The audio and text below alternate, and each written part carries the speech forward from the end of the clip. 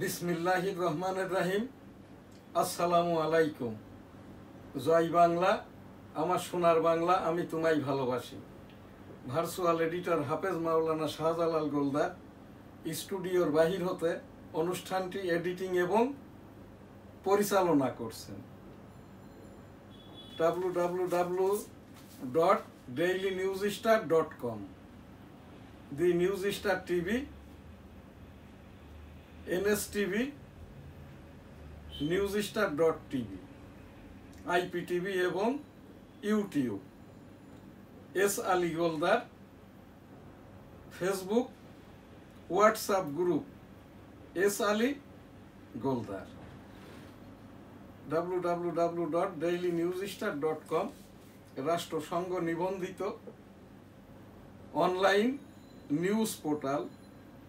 Government registered number www.dailynewsstar.com, OLNP 117 26/2024। আমি 1971 সালের রণাঙ্গনের একমাত্রই 265 দিনের MFF মাইনর ফ্রিডম ফাইটার, যে নামকরণটি করেছিল 8 নম্বর সেক্টরের সেক্টর কমান্ডার মেজর মঞ্জু সাহেব, রণাঙ্গনে অর্থাৎ বনগা বেনাপোল ওয়ারফিল্ডে।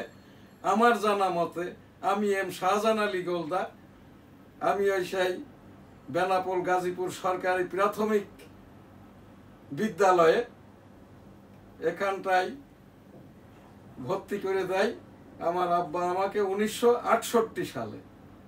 সেই হিসাবে যখন প্রাইমারি স্কুল ক্লাস 2-তে পড়ি আর কি, ওই মিজান স্যার 23 মার্চ 1971 বললেন দেশে গন্ডগোল শুরু হয়ে গেছে, আর কবে দেখা হবে জানি না, আল্লাহ হাফেজ।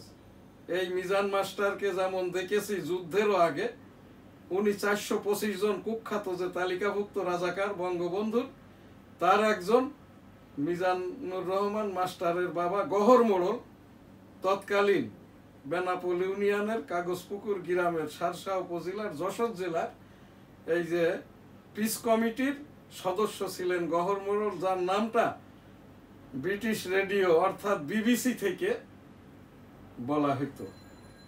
আমি কোভিড চলাকালীন এই যে আমার মুক্তিযুদ্ধের সনদটি আমার বাম দিকের এবং ডাইন দিকের 2001 সালে যখন ইউনাইটেড স্টেট অফ আমেরিকাতে যাই গণতন্ত্র গবেষণা করার জন্য, আমেরিকার রাষ্ট্রপতি এবং রাষ্ট্র ব্যবস্থা দেখার জন্য 2001 সালে আমি যাই। ডেমোক্রেটিক বাংলাদেশ এর প্রেসিডেন্ট আমি। ডেমোক্রেটিক বাংলাদেশের প্রতিষ্ঠাকাল 1987 সাল, তখন সামরিক সরকার এরশাদ ক্ষমতাসীন। সেই থেকে নিয়ে এই পর্যন্ত আর কি আমি সেই ডেমোক্রেটিক বাংলাদেশের ব্যানারেই আর কি গণতন্ত্র, সংসদ, নির্বাচন, ভোট ইত্যাদির ওপরে গবেষণাটা করে চলেছি। আমার এই ইউটিউব সামাজিক আইন সাংবাদিকতা ICT অ্যাক্ট 2018 বইটির মূল্য 500 টাকা। সাংবাদিকতা প্রকাশনা আইন এই বইটির মূল্য 300 টাকা। ভার্চুয়াল এডিটর হাফেজ মাওলানা শাহজালাল গোলদার অনুষ্ঠান অনেক দিয়েছেন, সময় খুব কম। 1971 পরবর্তী দেশ স্বাধীনের পর বঙ্গবন্ধু 10 জানুয়ারি 1972 স্বদেশ প্রত্যাবর্তনের পর সংসদে গমন করেন সরকার প্রধানমন্ত্রী হিসাবে, অতঃপর বাকশাল চেয়ারম্যান, তারপর আবারও রাষ্ট্রপতি নির্বাচিত হয়েছিলেন। তো সেই আমার দেখা মতে আর কি আমি আজকে ভার্চুয়াল এডিটর হাফেজ মাওলানা শাহজালাল গোলদার আমাকে যে প্রোগ্রাম দিয়েছেন, আমার দেখা মতে বাংলাদেশের রাষ্ট্র ব্যবস্থায় রাজনৈতিক নেতৃবৃন্দ এবং যারা দেশ শাসন করেছেন প্রধানমন্ত্রী রাষ্ট্রপতি হিসাবে, তাদের পরিবারের লোকজন, আর্থিক অবস্থা এবং দুর্নীতি সময় দিয়েছেন 10 মিনিট। অনুষ্ঠান অনেক বড়।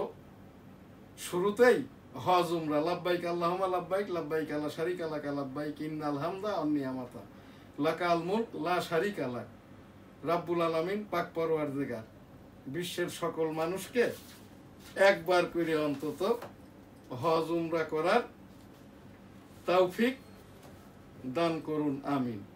আমি আজ ডেইলি ভিউজ থেকে নিয়ে মাননীয় প্রধানমন্ত্রী শেখ হাসিনার সকল কথাই তো ভাষণ, সেই ভাষণটা যেমন পাঠ করব, সেই সাথে সাথে আর কি এই যে 1972 থেকে এই পর্যন্ত সরকার পরিচালনায় এই যে সরকার পরিচালনাকারীদের আত্মীয়করণ, আর্থিক সন্তুষ্টি, বর্তমান অবস্থা এবং রাজনীতিতে করে যারা আর কি এই রাজনৈতিক নেতৃবৃন্দ লাভবান হয়েছেন এখনো দৃশ্যমান, খুব সংক্ষেপে সেই কথাটি বলবো।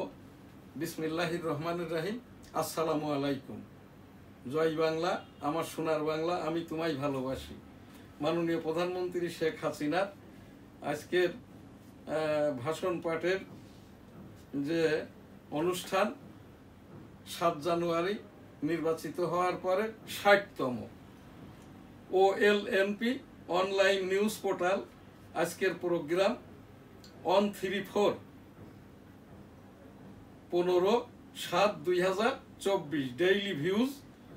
এখানে 872 থেকে 877 ভিডিও প্রোগ্রাম, 1852 থেকে 1857 ন্যাশনাল প্রোগ্রাম, 4677 থেকে 4682 মিনিটের সংখ্যা 24,565 থেকে মাননীয় প্রধানমন্ত্রী শেখ হাসিনার ভাষণ পাঠ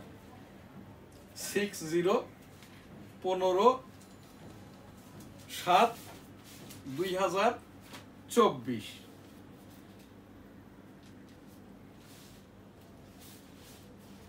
প্রথম 13 তারিখে মাননীয় প্রধানমন্ত্রী যে কথা বললেন, যথাযথ প্রশিক্ষণ নিয়ে বিশ্বমানের খেলোয়াড় তৈরি করুন। প্রধানমন্ত্রী গতকাল এই যে মাননীয় প্রধানমন্ত্রী বলেছেন, দুর্নীতি করলে আপন পর কাউকে ছাড়ব না। আমার বাসায় পিয়ন ছিল, সে 400 কোটি টাকার মালিক।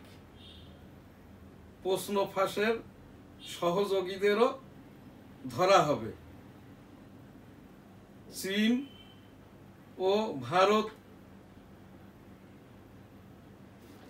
সমস্যা নিয়ে সমালোচনাকারীদের মানসিক সমস্যা আছে। ট্রাম্পের উপর গুলি সত্যি দুঃখজনক। মুক্তিযোদ্ধার নাতি পুতিরা চাকরি পাবে না তো কি পাবে? রাজাকারের নাতি পুতিরা পাবে। প্রধানমন্ত্রী, মাননীয় প্রধানমন্ত্রী, মুক্তিযোদ্ধার নাতি পুতিরা চাকরি পাবে না তো কি রাজাকারের নাতি পুতিরা পাবে? প্রধানমন্ত্রী। জয় বাংলা, আমার সোনার বাংলা, আমি তোমায় ভালোবাসি। ডেইলি ভিউজ আজ এখানে সংবাদপত্র, এই যে ঢাকা ডায়ালগ, দি ডেইলি নিউজ স্টার,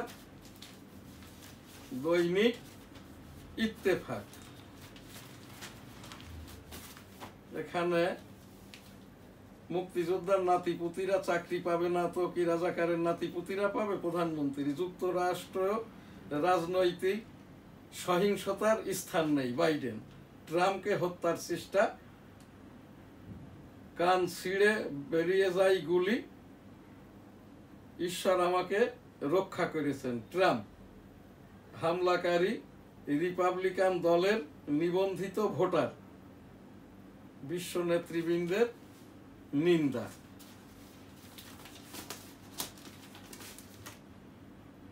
চট্টগ্রাম বন্দর দিয়ে হ্যান্ডেলিং অপারেটর তালিকাভুক্তির টেন্ডারে 6 মাসের নিষেধাজ্ঞা। খালেদা জিয়ার শারীরিক অবস্থার অবনতি। ঢাকা বোর্ডে এইচএসসিতে ভুল প্রশ্ন, সব পরীক্ষার্থী 8 নম্বর পাবে। কোটা সংস্কারে সরকারকে 24 ঘন্টার আলটিমেটাম। ফাঁসকৃত প্রশ্ন, বাটপাররা বিসিএস এর চাকরি পেলে মেধাবীরাই বঞ্চিত হয়, সরকার পতনে নতুন কর্মসূচি দেবে বিএনপি, আন্দোলন এগিয়ে যাবেন শিক্ষকরা, প্রত্যয় স্কিম 1 বছর পর কার্যকর, আনোয়ারাই যুবলীগ নেতাকে কুপিয়ে হত্যা, মহাকাল নাট্য সম্প্রদায়ের 41 বৎসর পূর্তিতে নীলাখ্যান, ভিকারুন্নেসার 169 ছাত্রীর ভর্তি বাতিলই থাকলো। আজকে ডেইলি ভিউজ এখানেই শেষ করছি। ভার্চুয়াল এডিটর হাফেজ মাওলানা শাহজালাল গোলদার। এখন যে অনুষ্ঠানগুলি নির্ধারিত অনুষ্ঠান আমাকে দিয়েছেন, আমি 1971 সালের রণাঙ্গনের মুক্তিযোদ্ধা, একমাত্রই আর কি আমরা এই যে 10,000 যোদ্ধা আর কি বনগা বেনাপোল রণাঙ্গনে, অর্থাৎ দিনের বেলায় আমরা এই বাংলাদেশে এসে যুদ্ধটা করতাম, রাত্রিবেলা ভারতে থাকতাম। সেই মাইনর ফ্রিডম ফাইটারের আমি একজন। আমার এই বাম কানটা নষ্ট, মোটরের গোলার শব্দে নষ্ট, এখনো নষ্ট। সিএমএইচ 2 মাস আগে বলে দিয়েছে, এই যে আমার কানটাই এখনো যন্ত্রণা ব্যথা করছে, পেন কিলার খেতে এই কানটা আর ভালো হবে না।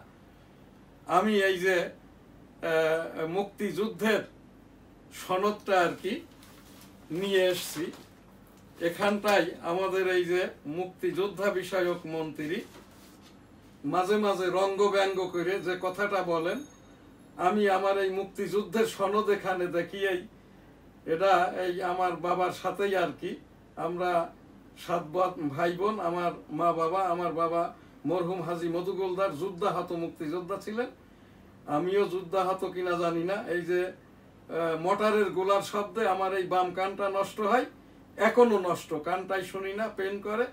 আমার রাউন্ড ক্লকে মেডিসিনটা খাইতে হয়।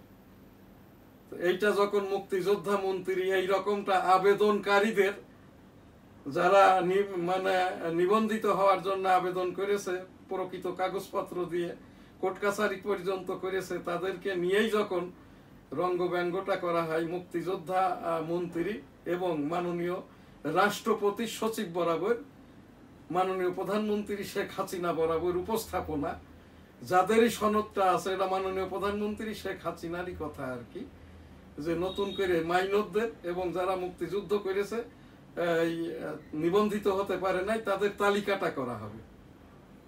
আমি এই এনএসটিভির টেবিল থেকে আমার এই মুক্তিযুদ্ধের সনদ, এটি আমার, আমি রণাঙ্গনেই, রণাঙ্গনটা কি, কোথায়, কিভাবে মুক্তিযুদ্ধটা কিভাবে হয়, সহজ কথাই হইল, ওই ইসরায়েলিরা ফিলিস্তিনিদেরকে যেভাবে মেরে ফেলছে গুলি করে, আমাদেরকেও আর কি বনগা বেনাপোল রণাঙ্গনে ওই রকমটা করে পাখির মতো করে আর কি পাকিস্তানিরা আমাদেরকে গুলি করে মেরে ফেলেছে। আমার সামনেই বাচ্চা সহ শতাধিক মানুষজনকে আমি এই যে রাজাকারদের, খান সেনাদের ওই রণাঙ্গনে যুদ্ধ করার সময় মোটরের গোলা রাখাতে মরতে দেখেছি আর কি। এনএসটিভির টেবিল থেকে উপস্থাপনা আর কি, এই যে যারা নিবন্ধিত হতে পারে নাই, মাননীয় প্রধানমন্ত্রী শেখ হাসিনা বরাবর তাদেরকে নিবন্ধনটা দেওয়া হোক। আমি 265 দিনেরই যোদ্ধা। এখানটাই আমি মনে হয় ওই সেই 10,000-এর মধ্যে আর কি জীবদ্দশায় বেঁচে আছি আর কি। এখান থেকে আমার বাড়িটা বেনাপোল সিটির গোলদাস সিটি হবার সুবাদেই আমার সৌভাগ্যটা হয়েছে রণাঙ্গনে যুদ্ধ করার। তখন আমার বয়সটা ছিল 9 থেকে 10-এর মধ্যে। এটা আমি ওই যে বেনাপোল সরকারি প্রাথমিক বিদ্যালয়ে যে দাখিল হয়েছে 1968 সালে, তখন আমার বয়সটা ছিল 6 বৎসর 3 মাস। এখন যেটাকে বলা হচ্ছে যাদের বয়সটা 11 থেকে 14, তাদেরকে মুক্তিযোদ্ধা করা হবে। যারা যুদ্ধই করে নাই, যুদ্ধটা দেখেও নাই, তাদের বয়সটা যদি 11 থেকে 21 হয়, তাদের নিবন্ধনটা কেন করতে হবে? বয়সের বাইন্ডিংসটা কেনই বা দিতে হবে? আমরা তো ওখানটায় যাদের বয়সটা 6 বছর, তারাও তো যুদ্ধ করেছি।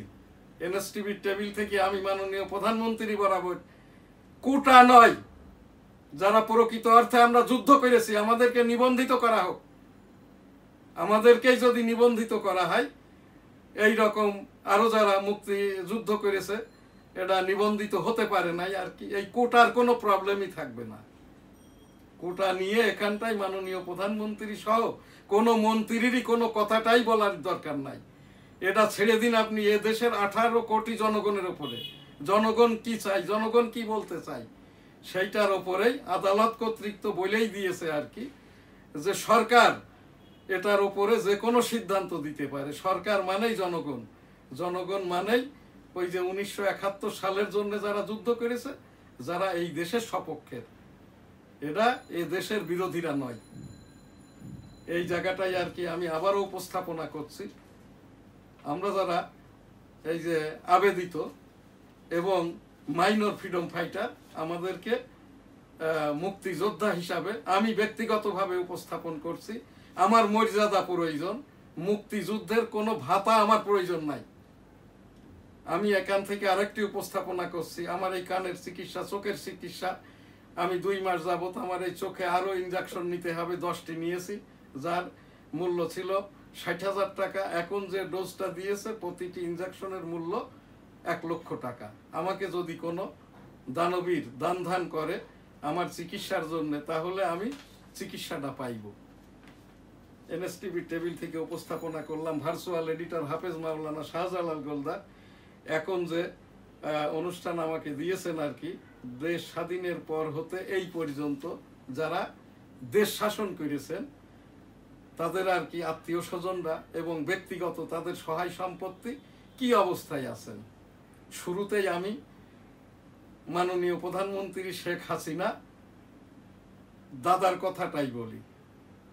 মাননীয় প্রধানমন্ত্রী শেখ হাসিনার দাদা শেখ লুৎফর রহমানের টাকায় 32 নম্বরটা খরিদ করা, তৎকালীন পাকিস্তানি গণপূর্ত থেকে আর কি 125 টাকার বিনিময়ে।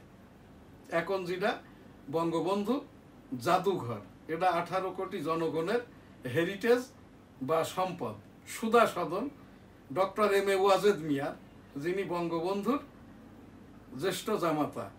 Doctor M A Wazed Miah Bangabandhu আদর্শ মূল্যায়ন গবেষণা সংসদের প্রতিষ্ঠাতা সভাপতি এবং 2009 সাল পর্যন্ত সভাপতি ছিলেন। বর্তমান প্রধান পৃষ্ঠপোষক ডক্টর সজীব ওয়াজেদ জয় সাহেব। আমি এম শাহজাহান আলী গোলদার বঙ্গবন্ধু আদর্শ মূল্যায়ন গবেষণা সংসদের এই যে ভারপ্রাপ্ত সাধারণ সম্পাদক। আমার জানা মতে বঙ্গবন্ধু 1972 সালে প্রধানমন্ত্রী হিসাবে, সরকার প্রধান হিসাবে সংসদে গমন করার পর রাষ্ট্রপতি হিসাবে যখন 1975 সালের 15ই আগস্ট শহীদ হন, বঙ্গবন্ধুর নামে 1 ছটাক জমিও তখনও ছিল না, এখনো নাই। টঙ্গিপাড়ার এটা এখন বঙ্গবন্ধুর যেটা এই মেমোরিয়াল, এটা এখন স্মৃতিসৌধ। এটা তাদের ওই যে পূর্বপুরুষ 1459 খ্রিস্টাব্দে দরবেশ শেখের নামেই আর কি টঙ্গিপাড়া, ওই যে বঙ্গবন্ধুদের পৈতৃক নিবাসটা যেখানে, দরবেশ শেখের নামে, এখনো দরবেশ শেখের নামে বঙ্গবন্ধু মেমোরিয়াল ট্রাস্টটা 18 কোটি জনগণের। অতঃপর মাননীয় প্রধানমন্ত্রী শেখ হাসিনার শেখ রেহানা দেশের বাহিরে ছিলেন। 1981 সালে এই দেশে আসার পর থেকে ঐক্যবদ্ধ আওয়ামী লীগ সভাপতি এবং এই যে 5মবারের মতো বাংলাদেশের সরকার ক্ষমতায় মাননীয় প্রধানমন্ত্রী শেখ হাসিনা আওয়ামী লীগের সভাপতি এবং বাংলাদেশ রাষ্ট্রের সরকার প্রধান মাননীয় প্রধানমন্ত্রী শেখ হাসিনা। আমার জানা মতে আমি ডক্টর এম এ ওয়াজেদ মিয়ার সাথে 1 দশক ঐক্যবদ্ধ আর কি। আমি এই যে 32-এ যাতায়াত করি, সুধা সদনে যাতায়াত করি, আওয়ামী লীগ অফিসে যাই, 3 নম্বরে যাই, এই যে বঙ্গবন্ধু এভিনিউ আওয়ামী লীগ অফিসে যাই। আমার জানা মতে মাননীয় প্রধানমন্ত্রী শেখ হাসিনার নামে কোনো একটি সেভিংস অ্যাকাউন্ট নাই। তার স্যালারি অ্যাকাউন্টের টাকাটাও জমা হয় বঙ্গবন্ধু মেমোরিয়াল ট্রাস্টের এই অ্যাকাউন্টে। শেখ রেহানা খানিক এদেশের খানিক লন্ডনের, অর্থাৎ দ্বৈত নাগরিক। শেখ রেহানার মেয়েটা যেহেতু গ্রেট ব্রিটেনের একজন সংসদ সদস্য এবং এখন একটি মন্ত্রী পদমর্যাদাও পেয়েছেন আর কি, তো এই জায়গাটাই তাদেরও সহায় সম্পত্তি সংক্রান্ত এই দেশের সকল মানুষই জানেন। আমার জানা মতে শেখ রেহানারও এইরকম কোনো দৃশ্যমান সম্পত্তিও নাই, নগদ কোনো অর্থবিত্ত এই দেশ বা লন্ডনেও নাই। তার যারা ছেলে মেয়ে তাদেরও নাই। ডক্টর সজীব ওয়াজেদ জয় ভারত থেকে লেখাপড়া শেষ করে যখন পিএইচডি করার জন্য আমেরিকাতে যাচ্ছে, তখন আমরা ওই যে সুধা সদনে ডক্টর এম এ ওয়াজেদ মিয়ার সাথে একটি মিটিং করছিলাম। ওই দিনই doctor M A Wazed Miah তার সংগঠন বঙ্গবন্ধু আদর্শ মূল্যায়ন গবেষণা সংসদের প্রধান পৃষ্ঠপোষক করেন ডক্টর সজীব ওয়াজেদ জয়কে। সেই থেকে নিয়ে আমি একাধিকবার আমেরিকায় গিয়েছি।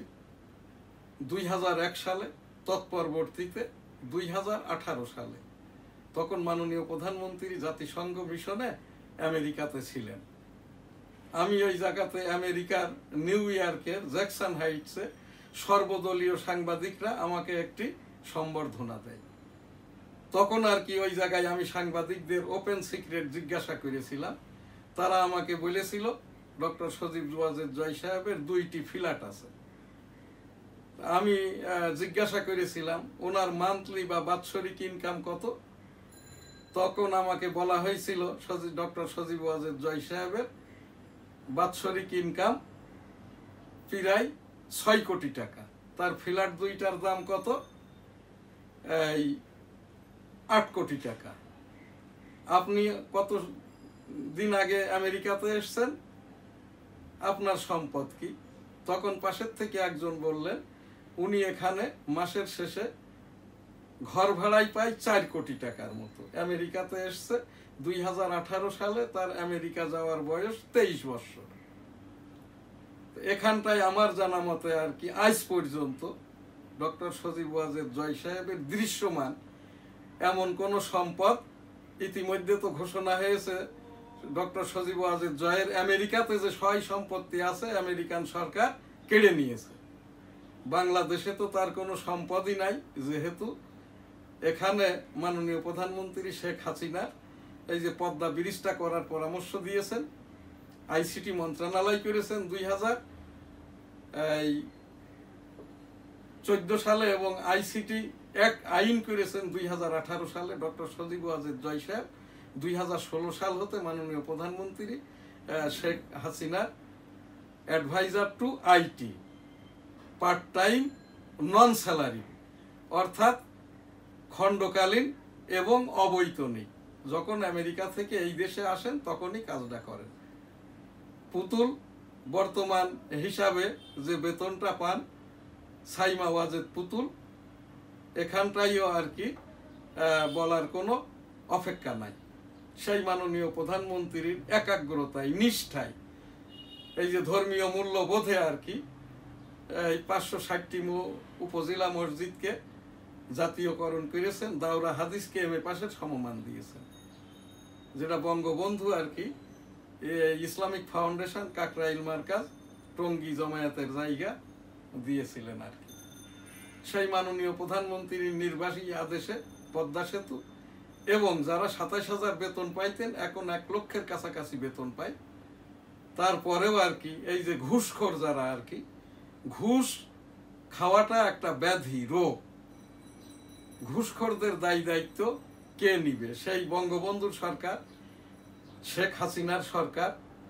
এখানে তার পারিবারিকভাবে যেটা বললাম, রাষ্ট্রীয়ভাবে দৃশ্যত আমি এখানটায় যেটা দেখছি ব্যবসায়িকভাবে আর কি, এখানটাতে একটু সুযোগ সুবিধা নিয়ে নীতিগতভাবে বেনিফিশিয়ারি যিনি হচ্ছেন একটি পদ বাগিয়ে নিয়ে সালমান এফ রহমান সাহেব। আর এখানটায় রাজনৈতিকভাবে যেহেতু এখন 70 থেকে 80% ব্যবসায়ী আর কি, আওয়ামী লীগের এমন কোন দৃশ্যমান কোটিপতি রাজনীতিক, গাড়ি বাড়ির মালিক দৃশ্যত আর কি আমার নজরে আমি দেখছি না। তবে এর মধ্যে ফুলে ফেপে যারা উঠেছেন, ওই যে ক্যাসিনো ব্যবসা ইত্যাদি ইত্যাদি দালালি করে আর কি আমলারা, রাজনৈতিক নেতৃবৃন্দ, এরা তো এখন সব ফটকের ভিতরে। এখন আমি বলবো এই যে সাবেক রাষ্ট্রপতি, মাননীয় রাষ্ট্রপতি মেজর জেনারেল জিয়াউর রহমান, তারও রাষ্ট্র পরিচালনাকালীন চট্টগ্রামে খুন হন। এরপরে তো আর কি, যাই হোক, অনেক চড়াই উতরাই শেষে বেগম খালেদা জিয়ার 2 বার এবং 14 দিনের আরেকবারের সরকার প্রধান হিসাবে খালেদা জিয়ার 2 পুত্র তারেক রহমান এবং এই যে কোকা রহমান, এদেরও দৃশ্যত কোনো সম্পদ এবং জমানো কোনো টাকা আমি অনেক খোঁজ করেছি, পাই নাই। একটাই বিলেন, মামলাজনিত কারণে তারেক রহমান বিদেশ পালিয়ে আছে। তারেক রহমানের স্ত্রীর নামেও এই রকম তেমন কোনো দৃশ্যমান সম্পদ নাই, কোকার স্ত্রীর নামেও নাই, খালেদা জিয়ার নামেও নাই। এই জায়গাটাই আর কি সুবিধাভোগী কারা? এই আওয়ামী লীগের আমলে যেমন সালমান এফ রহমান, বিএনপির আমলে সুবিধাভোগী যারা, তাদের ভিতরে আমি দেখছি রাজনীতিকদের ভিতরে একজনই আর কি মির্জা আব্বাস সাহেব, যার একটি ব্যাংক আছে এবং এই যে ঢাকা মহানগরীর আশপাশে গণপূর্তের আদলে অনেক সহায় সম্পত্তি আছে। এছাড়া 2 জন ব্যবসায়ী, এই যে চট্টগ্রামের একজন আমির খসরু মাহমুদ চৌধুরী আর আব্দুল আওয়াল মিন্টু,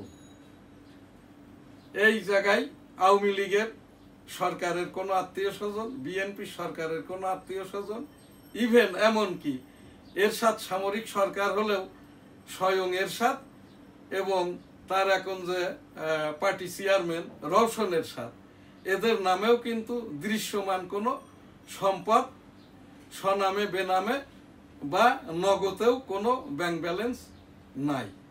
তাহলে এই রাষ্ট্রের ক্ষতি কিন্তু আমরাই করছি প্রকারান্তে, আমরা যারা জনগণ। এখান থেকে আর কি মাননীয় প্রধানমন্ত্রী শেখ হাসিনা যে কথাটা বলেছেন, 0 টলারেন্স করেই ছাড়বে, এইটা মাননীয় প্রধানমন্ত্রী শেখ হাসিনার এই কথাটা বলাই যথেষ্ট। বাকি কাজটা 18 কোটি জনগণের যারা পারিবারিক মুরব্বী গার্জিয়ান, আপনার ছেলেটা মেয়েটা আত্মীয়তাটা ঘুষখোরের সাথে করবেন না। অনৈতিকতা করে যারা, দেশ প্রেম যাদের নাই, মানুষ প্রেম মানব প্রেম যাদের নাই, ধর্মীয় মূল্যবোধ বিরোধী যারা এই যে এই রকমটা করে, তাদের সাথে আত্মীয়তা করবেন না। একটা সন্দেহ পোষণ হলেই এদেরকে ধরিয়ে দিবেন। আর রাশি মুরতাসি ফিন্নারে জাহান্নাম। ঘুষদাতা গ্রহিতা যারা জাননেওয়ালা, দেখনেওয়ালা, শুননেওয়ালা, বুঝনেওয়ালা, এইটা যদি দেখে শুনে বুঝে ঘোষণায় না আনেন, ধরিয়ে না দেন, আপনিও কিন্তু ঘুষ খাইলেন না, কিন্তু আপনার পাপটা হইল জাহান্নামে যাওয়ার মতো আর কি। আমরা এদেরকে ধরিয়ে দিই, সে যত বড় শক্তিশালী হোক না কেন, 18 কোটি জনগণের ঊর্ধ্বে কেউ না। আমরা যে দলই করি, আওয়ামী লীগ, বিএনপি, জামাত ইসলাম, জাতীয় পার্টি, কমিউনিস্ট পার্টি, অন্যান্য দল, এমনি সাধারণ যারা জনগণ কিন্তু রাজনৈতিক সোচ্চার, কেউই কিন্তু এই যে ঘুষখোরদের পক্ষে না, অনৈতিকতা যারা করে তাদের পক্ষে না। যারা আর কি এই যে রাষ্ট্রবিরোধী কর্মকাণ্ড করে, দেশপ্রেম যাদের নাই, ধর্মীয় মূল্যবোধের ওপর কথা বলে, এদের পক্ষে কিন্তু কেউই নাই। তো মাননীয় প্রধানমন্ত্রী শেখ হাসিনাকে আমরা সহযোগিতা করি, তাহলেই অটোমেটিক্যালি আর কি 0 টলারেন্সে এসে যাবে। আর আপনার এলাকার, আপনার 18 কোটি জনগণের লক্ষ্যেই বলছি, 18 কোটি অর্থাৎ একটা পরিবার হয়তো 6 জনের 1 জন গার্জিয়ান। এইভাবেই আমি 18 কোটি জনগণের উদ্দেশ্যেই বলছি, গার্জিয়ানদেরকে, আপনার এলাকার যিনি মুক্তিযুদ্ধ করেছেন তালিকাভুক্ত হতে পারেন নাই, আপনারা একটু দায়িত্ব নিয়ে প্রথমত আপনার স্থানীয় প্রশাসনকে, থানাকে, জেলাকে এইভাবে সহযোগিতা করেন। অনুরূপভাবে যারা রাজাকার ছিল তাদেরকেও এইভাবে আপনারা তালিকাভুক্ত করে দেন। কোটা বিষয়ক মাননীয় প্রধানমন্ত্রী যে কথা বলেছেন, আমারও সেই কথা। আইন আদালতের যেটাই বলুক না কেন, যেহেতু বলেছে সরকার এরা যা করবে আদালতের কোনো কথা নাই। সরকার মানেই 18 কোটি জনগণ। এখান থেকে এনএসটিভি টেবিল থেকে উপস্থাপনা করছি, কোটা বিষয়কটা জনতার ওপরেই ছেড়ে দিন। আজকের এরপরের আমাকে যে প্রোগ্রামটি দিয়েছেন ভার্চুয়াল এডিটর হাফেজ মাওলানা শাহজালাল গোলদার, এখানে 13/7/2024, এই যে সজীব ওয়াজেদ জয় সাহেবের 13/7/2024 পর্যন্ত আমি নিজে ব্যক্তিগতভাবে আমার সাংবাদিকরা দেশ বিদেশে খোঁজ খবর নিয়ে দৃশ্যমান অদৃশ্যমান তেমন কোনো সম্পদের খোঁজ খবর যেমন এই যে ডক্টর সজীব ওয়াজেদ জয় সাহেবের নামে পাই নাই, সাবেক রাষ্ট্রপতি পুত্র যিনি এখন স্বেচ্ছাধীন পরবাসে আছেন তারেক রহমানের নামেও দৃশ্যত কিছু পাওয়া যায় নাই, মামলা মোকদ্দমা ছাড়া আর কি। এইটা এখানে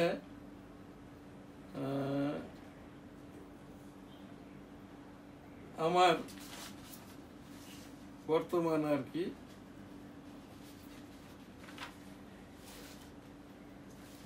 এই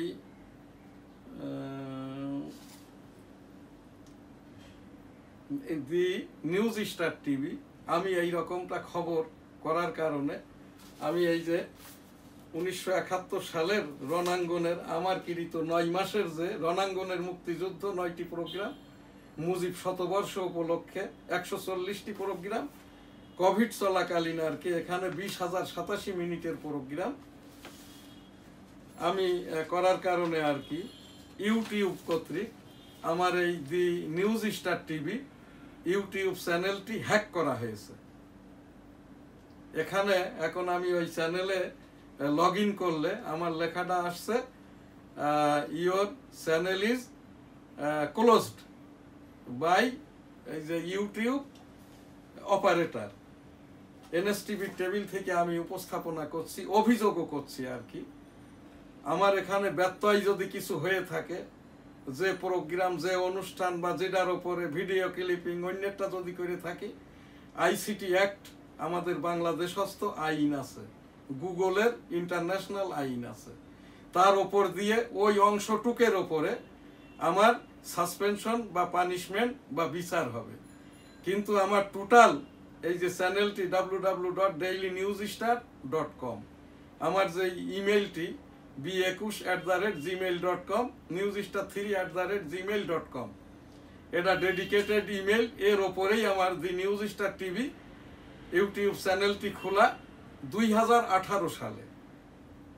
আমার এই যে দি নিউজ স্টার টিভি আমি গুগল বরাবর তারপরে ইউটিউব বরাবর আমার এই চ্যানেল থেকে উপস্থাপনা করছি কি কারণে আমার এই দি নিউজ স্টার টিভি ইউটিউব চ্যানেলটি হ্যাক করা হয়েছে।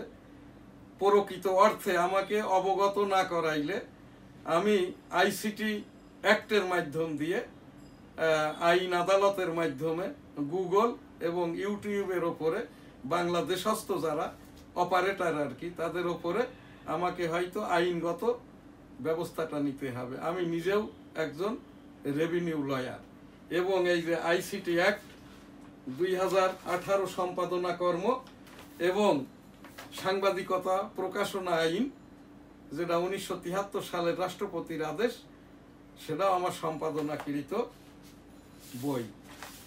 এখান থেকে আমি আবারও আর কি গুগল এবং ইউটিউব বরাবর নিবেদন করছি দি নিউজ স্টার টিভি, যেখানে আমার 20,087 মিনিটের অনুষ্ঠান, যার মধ্যে বাংলাদেশ সরকারের উন্নয়ন অগ্রগতির অনুষ্ঠান, ধর্মীয় মূল্যবোধের অনুষ্ঠান, এখানে এই মুক্তিযুদ্ধের 9 মাসের 9টি অনুষ্ঠান আমার আছে আর কি। এর মধ্যে আরেকটি কাজ, আমি এখন যখন আমার যে চ্যানেল ব্যক্তিগত নামের ওপরে এনএসটিভি এস আলী গোলদার 2013 সালে এই ইউটিউব চ্যানেলটি করা, আমি যখন আমার এই চ্যানেলটি দেখছি গত 1 সপ্তাহ যাবত এবং এখনকার প্রোগ্রামগুলো আপলোড দিচ্ছি এনএসটিভি এস আলী গোলদার, আমার এইটার ভিতরে আজকে দেখলাম এই যে মেট্রো রেল পাস এবং রবির বিজ্ঞাপন, এই রকমটা আরো অনেক রকমের বিজ্ঞাপন প্রচার করা হচ্ছে। আসলে কি আমার একটা চলাকালীন গুগল কর্তৃক এই বিজ্ঞাপন প্রচার করা যায়? এখান থেকে আমি উপস্থাপনা করছি। এইটার বিষয়ক আমি গুগল এবং ইউটিউব বরাবর আমি উপস্থাপনা করে রাখলাম, যাতে করে আমার এইটা দি নিউজ স্টার টিভি, গুগল এবং ইউটিউবের বাংলাদেশস্থ যারা এখানকার ডিলার, তাদের মাধ্যম দিয়ে আমার এই দি নিউজ স্টার টিভি b21@gmail.com, আমি M Shahjahan Ali Goldar, MSS LLB। আমার মোবাইল নম্বর 01819227269। এখানটায় আমি উপস্থাপনা করলাম মাত্র। আজকে আমি এই যে 1971 সালের রণাঙ্গনের মুক্তিযোদ্ধা, মাননীয় প্রধানমন্ত্রী শেখ হাসিনার ওই কথাটি, আমরা যারা মাইনর সনদ আছে মুক্তিযুদ্ধ করেছি, আমি একমাত্র আর কি যুদ্ধাহত রণাঙ্গনের 265 দিনের যোদ্ধা। রাত্রিবেলা ভারতে থাকতাম শরণার্থী শিবিরে, দিনের বেলায় বাংলাদেশে এসে যুদ্ধটা করেছি 265 দিন। মাথার ওপর দিয়ে মোটরের গোলা যাওয়ায় শব্দ দূষণে আমার এই বাম কানটা নষ্ট, আমার সঙ্গী সাথীদের অনেকেই মারা গেছে। সকলে ভালো থাকবেন, সুস্থ থাকবেন, পাশের জনকে ভালো রাখবেন। আলহামদুলিল্লাহ, আল্লাহ হাফেজ। জয় বাংলা, আমার সোনার বাংলা, আমি তোমায় ভালোবাসি।